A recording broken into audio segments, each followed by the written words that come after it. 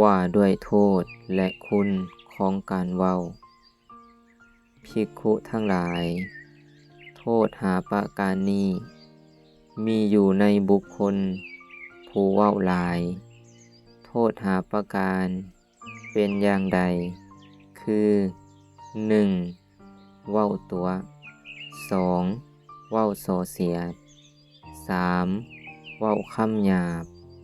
4. เว้าเพ้อเจ้อ 5. หลังจากตายไปย่อมเข้าถึงอบายทุกติ วินิบาตนรกภิกขุทั้งหลาย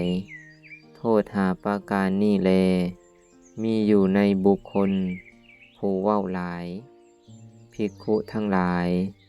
อานิสงส์หาประการนี้มีอยู่ในบุคคลผู้เว้าพอประมาณอานิสงส์หาประการเป็นอย่างใดคือ